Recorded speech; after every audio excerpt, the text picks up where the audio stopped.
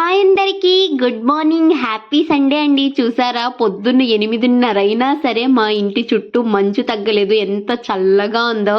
ఈ చల్లని క్లైమేట్లో వేడి వేడి కాఫీ తాగితే భలే ఉంటుంది కదా. ఇంకా కాఫీ తాగేసిన తర్వాత మా మమ్మీకి పెసరట్టు ఉప్మా కావాలంట. సో పెసరట్టు ఉప్మా స్టార్ట్ చేసేద్దామని పెసలు అల్లం వేసి నానబెట్టిన పెసలను రుబ్బేశాను. ఇంక ఉప్మా కూడా చేసి పెట్టేశాను. పెసరట్టు ఉప్మాకి ఉప్మా లూజ్గానే ఉంటుంది, బాగుంటుంది కదా.